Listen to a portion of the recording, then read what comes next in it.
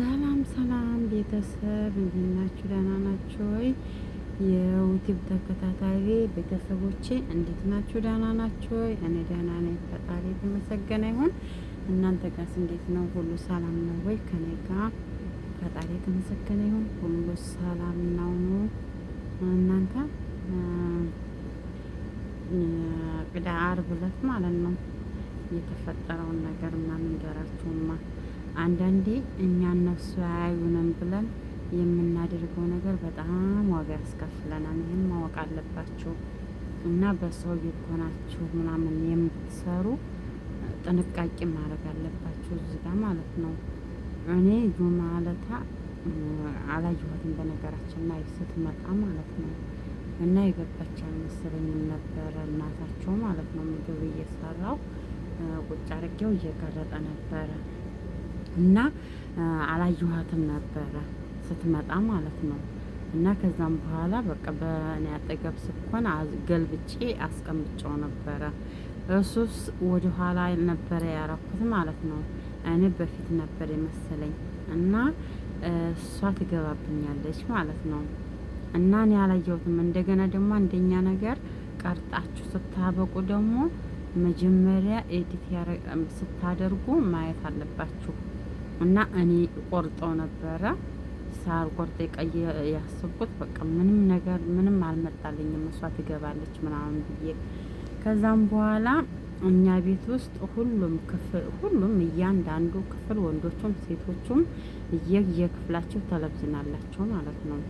እና ተለብዝኑ ደግሞ የሚጠቀሙት ኖርማል ተለብዝን አይደለም የሚጠቀሙት እንትን ነው ዩቲዩብ ነው የሚጠቀሙት ማለት ነው። እና በሸበካ እንትን የሚሉት እንዳለ እኔ የለቀኩት ቪዲዮ እነሱ ላይ ወጥቷል ማለት ነው። እንዴት እንደወጣ ነገር ምናምን አላውቅም። እና ነይ ብለው ጠሩኝ ማለት ነው። ነይ ብለው ሲጠሩኝ እኔ ይሄ እንደዚህ ይፈጠራል ብዬ ምንም ነገር ያሰብኩት ነገር ምንም ነገር የለም ማለት ነው። ከዛም በኋላ እንዳለ ሁሉም ልጅ ተሰብስበዋል። እና ፈጣሪ ሲጠብቀኝ ደግሞ በጣም አንድ አለ ነገረኛ ማለት ነው። ፈጣሪ የተመሰገነ ይሁን። ግን የኔ ሰዎች እንደዚህ የሚያካብዱ ሰዎች አይደሉም፣ እንትን የሚሉ አይደሉም። ከዛ ጠየቁኝ። አዎ ዩቲዩብ እሰራለሁ አልኳቸው። ከዛም በኋላ አይ ያኛው ኑሮ ቢሆን አንድ ያገባለው ውጭ ላይ ማለት ነው።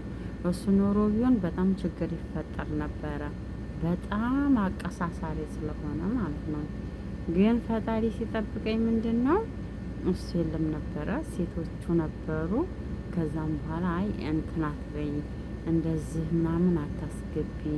ከዛም በኋላ ለምን ይቆጣል እሱ ካየ ነገር ይፈጠራል። እና በቃ አንቺ መስራት መብትሽ ነው፣ ችግር የለውም። እና ግን ጥንቃቄ ማድረግ አለብሽ የኛ ድምፅ እንዳይገባ። እንደገና ደግሞ ቤቱን ምናምን አታስገቢ ብላ መከሩኝ። እና እኔ ቅርታኔ ስለማላቅ ነው እንደዚህ እንትን ይላል ብዬ አልመጣልኝም ነበር አልኳቸው እኔም። ከዛም በኋላ እነሱም አላካበዱም አላሉም። ፈጣሪ ይጠብቅና በነገራችን ላይ የእኔ ሰዎች በጣም ጥሩዎች ናቸው። ፈጣሪን የሚፈሩ ለሰው ተንኮል የሌላቸው እንደገና ደግሞ ወደ ሌላ ነገር የሚያዙሩ ሰዎች አይደሉም። ፈጣሪ ይመስገን። ግን እኔ በዛን ሰዓት አሁን በጣም መጥፎች አሉ። እነኛ ሊሆኑ በጣም ከባድ ነበረ። እና እንደዚህ እንትን የምትሉ ሰዎች እነሱ አያዩንም ምናምን ብላችሁ ያልሆነ ነገሮች ምናምን አትቅረጡ። እኔ በነገራችን ላይ ምንም ሌላ መቀርጠው ነገር የለም። እኔ ስሰራ የራሴን ብቻ ነው እንትን የምለው። ግን ያው እሷ እንዳጋጣሚ ስለገባች ነው እንጂ እኔ እንደዚህ የምቀርጠው ነገር እነሱ ምናምን እንትን የምልበት ነገር የለም። እና ያ ነገሮች በጣም ከባድ ናቸው። እና የማይፈልጉ ቤቶች አሉ። ቤታቸው ውስጥ እንድትቀርጡ ምናምን ብዙ ፍላጎት አይኖራቸውም፣ የማይፈልጉ አሉ። እንደገና ደግሞ ወደ ሌላ የሚያዞሩባችሁ አሉ።